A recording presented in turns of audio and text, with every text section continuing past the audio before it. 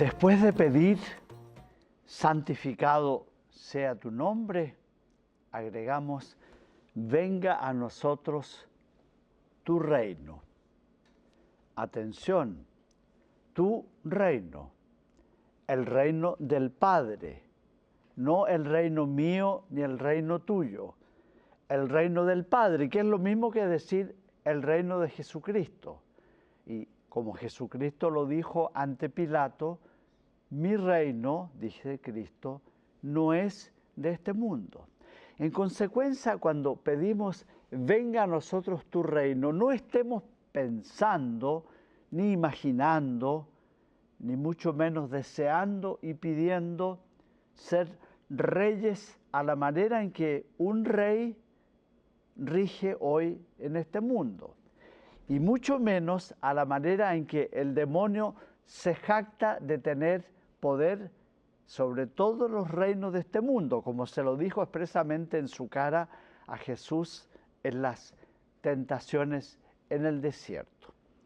Los reyes de este mundo, los que solemos conocer, o al menos mirar en la televisión y en las fotografías, son personas admiradas, generalmente respetadas, no pocas veces muy queridas, son populares, son vistosas, atraen la atención especialmente de los paparazzi que andan siempre a la caza de cualquier desliz, de cualquier anécdota.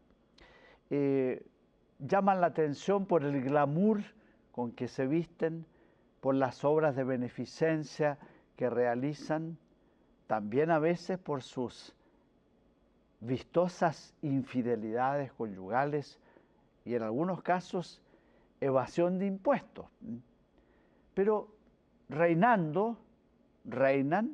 pero no gobiernan. Hasta ahí nomás llega este concepto del rey, que para nosotros, en lo que concierne al Padre Nuestro, no tiene ninguna importancia, porque el concepto del reino del Padre, del reino de Cristo, del reino de los cielos, ni siquiera tiene que ver con un lugar, con un territorio, con una institucionalidad o una organización visible. Es lo mismo que decíamos sobre el cielo. ¿Qué es el cielo? Más que un lugar, es un estado, es una condición predominantemente espiritual, en la que si es reino de Dios, reino del Padre, prevalecen, están vigentes las normas, las costumbres, las tradiciones, las preferencias de Dios, que claramente ya las conocemos o las deberíamos conocer, o al contrario, están lastimosamente vigentes las normas y las preferencias del enemigo de Dios, que, insisto, se jacta y alardea de tener en su mano de hierro todos los reinos de este mundo. ¿De qué se trata el reino de Dios? ¿Cómo se refiere Jesucristo a ese reino de Dios que diariamente pedimos que venga a nosotros? Jesucristo se refiere a él en parábolas, en profecías y en diálogos. Las parábolas más conocidas sobre el reino son la de la perla preciosa, la del tesoro escondido, la del grano de mostaza, la del grano de trigo, la de la levadura que hace fermentar toda la masa, la de los talentos que bien empleados rinden, ojo, 100%, y ocultados por temor a perderlos, acarrean una lastimosa y eterna condenación. Habló también del reino de los cielos en la parábola de las vírgenes, las prudentes que saben mantener las lámparas, la vigilancia del amor, que cuida el amor perpetuamente encendida, la esperanza invencible que nunca se extingue, y las vírgenes necias que por imprudentes dejan de vigilar, se quedan dormidas y no tienen combustible de repuesto. La profecía es la del juicio final, donde viene el rey revestido de solemnidad, de gloria, escoltado por los ángeles, a impartir justicia definitiva, a tomar el examen final sobre lo que fue nuestra conducta, nuestra única oportunidad aquí en la vida.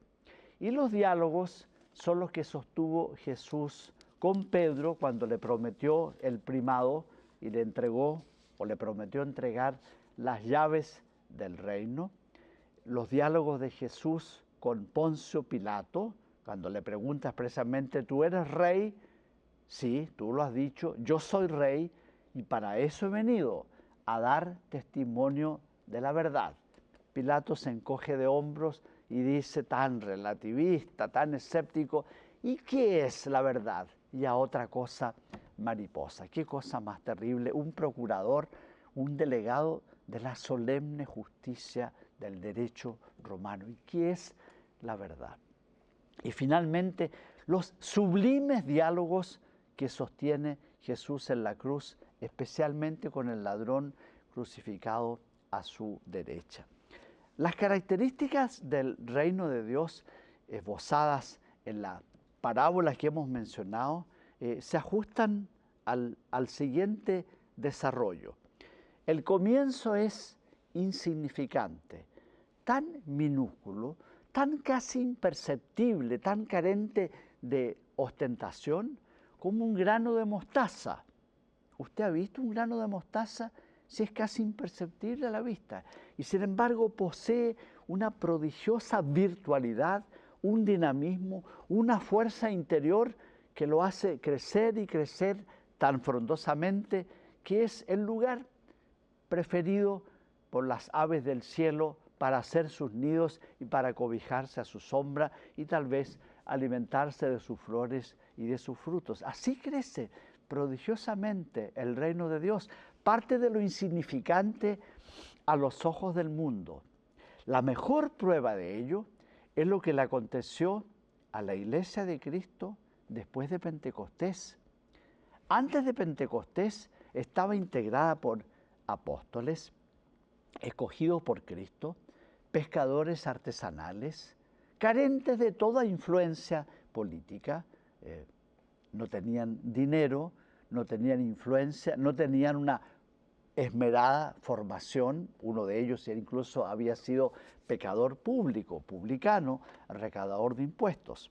Y estaban encabezados, su líder era Pedro, un hombre tan dubitativo, tan timorato, que dudaba de la palabra de Dios que lo invitaba a caminar sobre el lago y por eso se hundía, que le tenía temor a ser reconocido por la criada del sumo sacerdote en la noche del Jueves Santo, que fue capaz de negar con juramento siquiera conocer a este, así se refirió a su Señor, al que le acababa de prometer, te seguiré hasta la cárcel y hasta la muerte. Y mira lo que pasa después de Pentecostés, habiendo el alfarero comenzado a trabajar con estas vasijas de barro tan frágiles, tan permeables, en menos de 3 siglos logran adueñarse de lo que era la cátedra del derecho, la cátedra de la supremacía bélica, la cátedra del Imperio Romano, imperio de la idolatría al César, la convierten en la cátedra de la verdad de Dios, la verdad de Cristo, la cátedra de la unidad, la cátedra de la santa libertad de los hijos de Dios, la sublime cátedra de la sublime caridad. ¿Cómo lo consiguió? Siempre con esta ley de crecimiento del reino de Dios. El reino de Dios comienza con instrumentos pequeños, insignificantes, menospreciados por los ojos del mundo. Tropieza con ingentes dificultades, persecuciones, incomprensiones, políticas públicas de exterminio colectivo y finalmente produce frutos más allá de toda proporción racional. El gran dolor de cabeza de los que se dedican a la historiografía eclesiástica es que no logran explicar con categorías racionales cómo a partir de tan poco y en tan poco tiempo la Iglesia llegó a ser lo que hoy día es la madre, la maestra, reconocida como tal por toda la gran familia humana. Hay un dato muy importante y muy poco conocido, quiero compartirlo con ustedes. En la década de los 80 del siglo XX, el Wall Street Journal, la Biblia del mundo financiero, la que se maneja con categorías puramente económicas, ungió a Jesucristo, al carpintero de Nazaret, como el ejecutivo y líder más exitoso de la historia. Y argumentó esta elección diciendo cómo un hombre tan carente de influencias políticas, tan pobre, tan menospreciado por su origen, que trabajó con 12 personas, pescadores artesanales, pero que confió en ellos, que supo delegar sus facultades en ellos, que se manifestó más como servidor de ellos que uno que quiere servirse de ellos, logró construir en tan poco tiempo y con tan pocos recursos un imperio, una empresa, la más exitosa, la que permanece durante 20 siglos y siempre es como la luz, la lámpara que brilla e ilumina el sendero del género humano. Así es el reino de Cristo, el reino del Padre. Pero la pregunta que uno se hace ahora, ¿y en qué consiste este reino? Y la respuesta no puede ser otra que esta. El reino se identifica con su rey. Cuando la Biblia, el Evangelio, habla del reino de Dios, está hablando de la persona de Cristo. El Papa Benedicto XVI lo dijo de una manera tan precisa, tan sabia. Uno no entra en la fe cristiana y por lo tanto uno no ingresa al reino de Dios mientras no se haya familiarizado, no se haya enamorado de la persona de Cristo. El reino de Cristo es su rey, es la persona de Cristo. Cristo es la perla preciosa, nadie más hermoso, nadie más caro y valioso que Él. Cristo es el tesoro escondido. San Pablo siempre decía, en Cristo Dios derramó todos los tesoros de la sabiduría, de la ciencia, de la esperanza y de la gracia y de la caridad. Cristo es el tesoro escondido. Cristo es el grano de trigo que sepultándose muere y permite alimentar las bocas, los estómagos vacíos, las almas de tantas personas que necesitan comer el pan de la fe, el pan de la Eucaristía. Son casi 2.000 millones los que se alimentan hoy día en la Eucaristía gracias a este grano de trigo. Cristo es el tesoro escondido, Cristo es el que viene a nosotros, ¿dónde? En la persona de cada pobre. En esa profecía del juicio final, Jesucristo dice, sí, yo vendré como rey. Él por humildad habla en tercera persona, no usa en este caso la palabra yo. Dice, cuando llegue el fin de los tiempos, el rey, bajo el cortejo de los ángeles, vendrá y se aparecerá, pondrá a algunos a su izquierda, a otros a su derecha, y a los que están a su derecha les dirá, vengan, benditos de mi Padre, a tomar posesión de la herencia que les está prometida desde el inicio del mundo. ¿Por qué? Porque yo tuve hambre y me dieron de comer. Yo tuve sed y me dieron de beber. Yo estaba desnudo, ustedes me vistieron. Yo carecía de techo, ustedes me cobijaron. Yo estaba enfermo, ustedes me atendieron, me dieron medicina, me confortaron en mi debilidad. Yo estaba privado de libertad y ustedes me visitaron para honrar mi dignidad y procurar mi salida en libertad. Y aludiendo también a las miserias espirituales, yo estaba desorientado y tú me aconsejaste. Yo estaba torcido en mis caminos y tú me enderezaste. Yo estaba deprimido y tú me consolaste. Yo necesitaba tu oración y tú rezaste por mí. Yo había pecado y tú me perdonaste. Son las obras de misericordia, las corporales y las espirituales, en las que Cristo, Rey, se hace realmente presente. es sacramentalmente presente. Tan real es la presencia sacramental de Cristo en los mendigos miserables de este mundo como la real presencia de Cristo en las especies eucarísticas de pan y de vino. ¿Y de qué nos serviría comulgar 1000 veces y confesarnos 10 veces si pasamos con indiferencia a lo largo, como en la parábola del buen samaritano lo hicieron los sacerdotes y el levita, para no hacernos cargo del desvalido que reclama con urgencia vital un poco de misericordia? Por eso decimos, el reino de los cielos se identifica con la persona del rey. Y acierta mucho San Pablo y nos hace un gran favor cuando en la epístola a los Romanos 14, 17 nos dice que el reino de Cristo, el reino de Dios, porque Cristo es Dios, es justicia, paz y alegría en el Espíritu Santo. ¿Qué significan estos tres conceptos? Justicia. ¿Y qué justicia? Es dar. ¿Pero dar qué? Dar al otro lo que es del otro. Es devolverle al otro lo que siempre le perteneció. Es restituirle al otro aquello que ya era su derecho incorporado a su patrimonio. Cuidado con dar por falsa caridad o fingida misericordia aquello que le pertenece al otro por justicia. Por ejemplo, el hambre de los pobres, la necesidad urgente del que muere de inanición, no es un tema de misericordia, es un tema de estricta justicia, porque si no le das de comer, lo matas, dicen los padres de la Iglesia siempre. Los grandes doctores de la Iglesia han enseñado eso hasta hoy día. Reino de justicia y reino de misericordia. La justicia le da al otro lo que es del otro. La misericordia le da al otro lo que es de uno. Pero lo que es mío, yo lo tengo porque lo recibí de Cristo. Lo que es mío, yo lo tengo porque por el bautismo yo soy Cristo. Y en consecuencia, cuando le doy al otro por misericordia lo que el otro necesita para salir de necesidad, yo le doy al otro lo que es mío y lo que es de él. Porque en ambos casos está presente Cristo. Cristo está presente en mí y Cristo está presente en el otro que reclama la misericordia.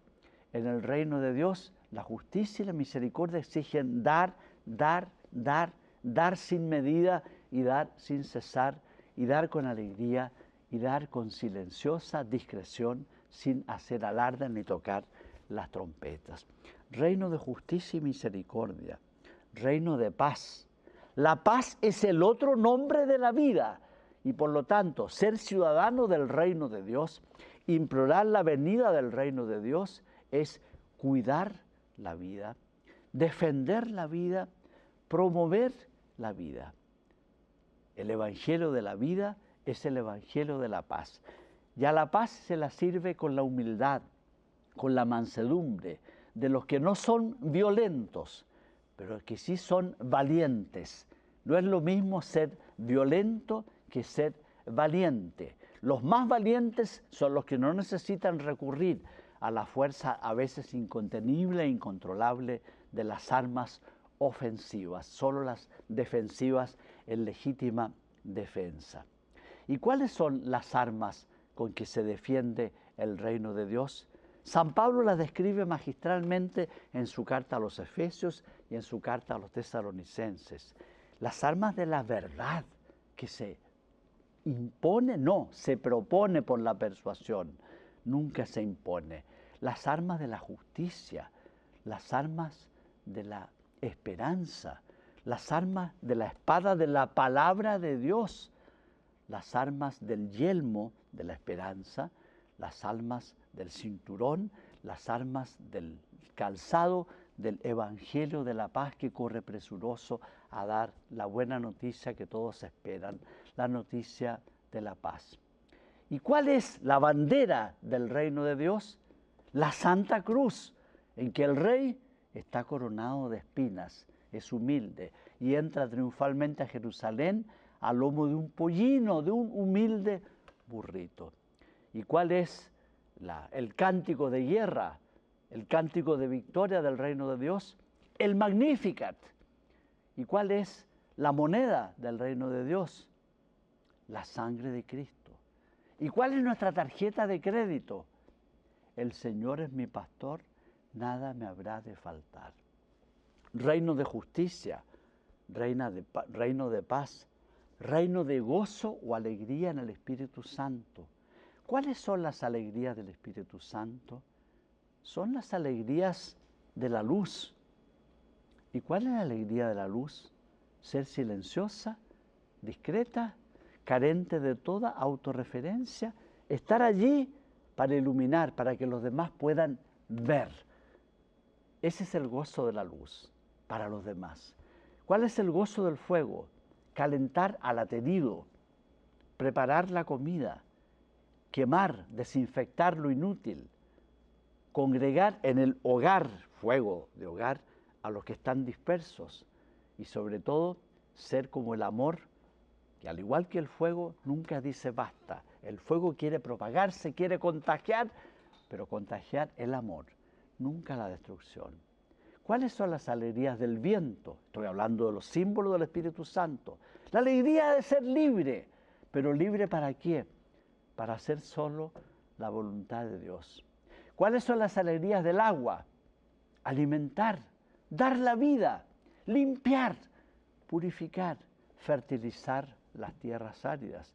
Esas son las alegrías del Espíritu Santo, la de la luz, la del fuego, la del viento, la del agua, la del Maestro. ¡Qué alegría más pura, más perenne que la de educar y enseñar al que no sabe, al que está desconcertado, no conoce su propósito ni sentido de la vida! La alegría del abogado, advocatus, significa el que corre porque se siente llamado con urgencia vital por un desvalido que necesita quien lo defienda. La alegría del consolador que consuela al afligido. La alegría de aquel que es hijo, que nos hace hijos. El Espíritu Santo nos hace clamar Abba Padre. El Espíritu Santo tiene su alegría en hacernos confiar ciegamente en uno que se jugará la vida para que nosotros vivamos. Ese es nuestro Padre y nuestra Madre. La alegría de ser hermanos, mi otro yo, solidario conmigo. La alegría de ser esposo, dos que se unen en el amor hasta ser como uno solo. La alegría de ser iglesia, cuerpo místico de Cristo. La iglesia sobre la cual pende una promesa solemne de Cristo. Las puertas del infierno no prevalecerán contra la casa, la esposa de Cristo, que es la iglesia. La alegría de tener el poder de las llaves para abrir las puertas del cielo y no para cerrarlas e impedir que otros ingresen. Esas son las alegrías del Espíritu Santo. ¿Y qué tan cerca, qué tan accesible está el Rey? Los reyes generalmente no conceden audiencias, es muy difícil llegar hasta ellos y chatear con ellos. Pero nosotros chateamos con el Rey en línea directa, cuantas veces queramos. El Rey nos concede audiencia a toda hora, en todo tiempo y en todo lugar. ¿Y cómo? Diciendo, Padre, Padre nuestro que estás en el cielo. El Rey está siempre cercano, está tan cercano que en cada persona que experimenta una miseria y necesita misericordia, allí está presente el Rey. Hay una presencia del Rey a la que ya hice mención al comienzo, que no puedo dejar de mencionar al final de este episodio. Cuando Cristo está crucificado, prácticamente todos los demás lo ultrajan, se burlan de él. Tú eres rey, y le ponen un letrero, rey de los judíos. Pero el único que honra su realeza, el único que en ese momento lo corona solemnemente como rey, es un pobre ladrón crucificado a su derecha, que al ver cómo Jesús reza y perdona a los demás, le dice, Jesús, significa Dios Salvador, Yoshua, Dios Salvador, acuérdate de mí cuando estés en tu reino. El ladrón fue el único que en ese momento coronó a Cristo Rey. Y la respuesta de Cristo Rey, hoy estarás conmigo en el paraíso. como fruto de una coronación viene una canonización. ¿Ves tú qué tan cerca está el Rey? Y ve qué significa: venga a nosotros tu reino. No dejes de pedirlo cada vez que digas: Padre nuestro que estás en el cielo. Dios te bendiga.